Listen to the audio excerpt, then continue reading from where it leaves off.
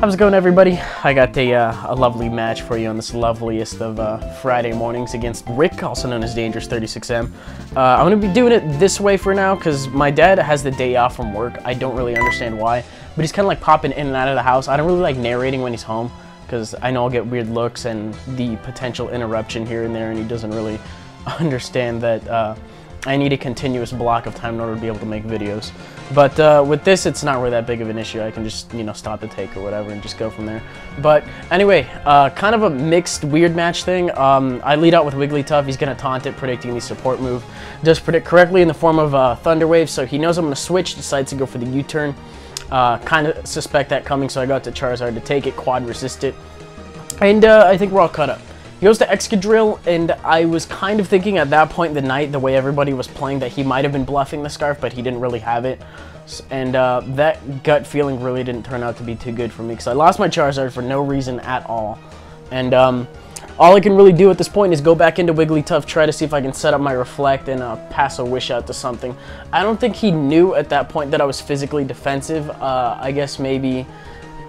you don't really see Wigglytuff in general. You know it's going to be bulky, but you don't really know what kind of defense it's going to be running. It's kind of even on both, if I'm not mistaken. So I'm going to switch out on the Leech Seed, to get rid of that and pass my Wish off to something else. But he predicts my switch, knowing that I'm not really going to want to do much else anyways. All I really have to hit him with is Seismic Toss. So I go out to Chinchino. I think I kind of predicted Arcanine to come in and possibly Intimidate if that's what it had.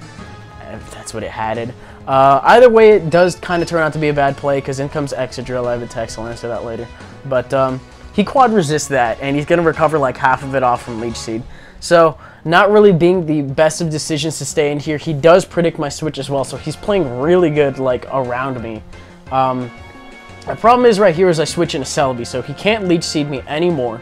And I was kind of thinking that he would predict me predicting his Arcanine, so he switches out to Crobat, but I end up going for the Psychic instead, because that stab I'm running a Life Orb Celebi with a Giga Drain, Psychic, Hidden Power, Fire, and Nasty Plot, if I'm not mistaken. So it takes out his Crobat in one shot, which is actually probably the biggest threat to my team, and it is now gone.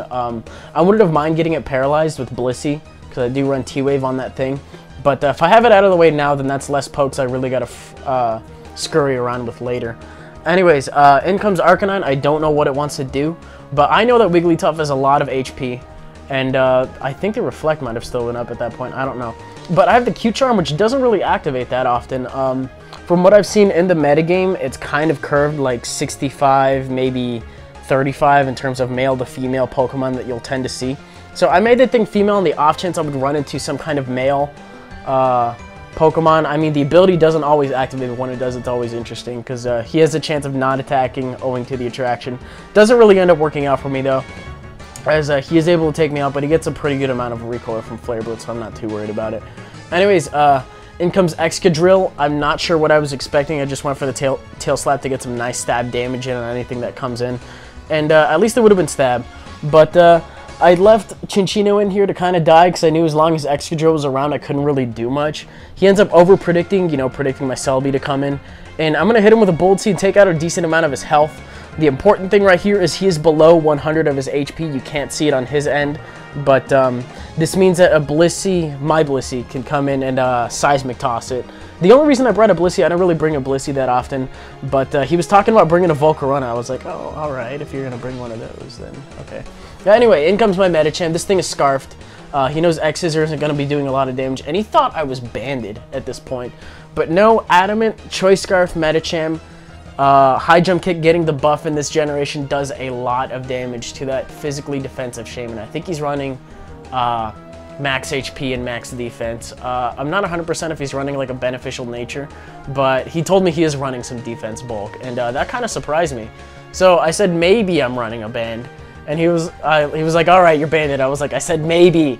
So turns out I'm Scarfed. I take out a Zangoose, and now he knows I'm Scarfed, so he's not going to screw around with that. He's going to go ahead and take me out with an Earthquake. I leave this thing in to die because I've taken out a really large chunk of his team at this point.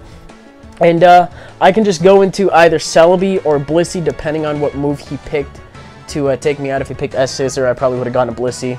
But since he picked EQ, I'm free to go into this thing. He switches into Rotom, more than likely just a switch fodder, just to go back to Excadrill and change his moves up. But I take that thing out in one hit because I'm Life Orb, Max Spec Attack. You know how that thing rolls. If you're wondering about the nickname, it is a Pokemon Mystery Dungeon reference. If you haven't played it, you won't really get it. But I don't know, I found it kind of funny. Anyways, kind of predicting the X-Scissor, so I'm going to go out to Blissey. I don't think he remembered what I had at this point, and he was upset seeing this thing. Because this thing is not a standard Blissey at all. I mean, it runs kind of a semi-standard stat. But instead of running like, you know, aromatherapy or something like that, I run it with Sweet Kiss, because this is a Parafusion Blissey. It gets Sweet Kiss from XD, Gale of Darkness on the GameCube, so you port that to a 3rd gen game, PAL Park that, and then Poke Shift that to 5th gen, and then that's how that thing got here. But he does predict that I'm gonna be a Parafusion set, so he goes out to Excadrill to take the Thunder Wave, and he's gonna go for the Earthquake right here. See how much damage you can get.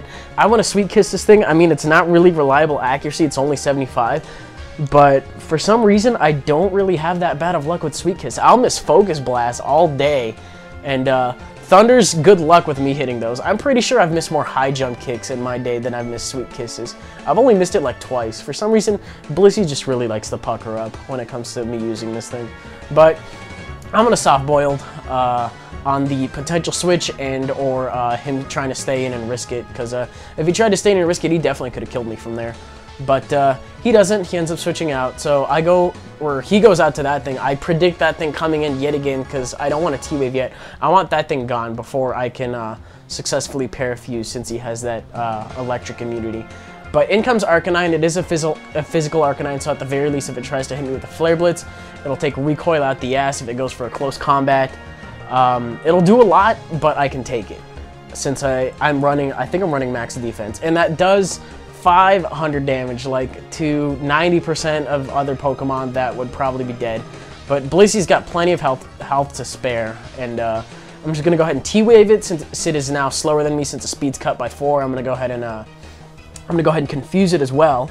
So he's got that paralysis chance and that confusion chance to just not hit me in general. So I could have just soft boiled up at this point and you know, just been a complete dick about it, because this Blissey is a dick, I'm not gonna lie.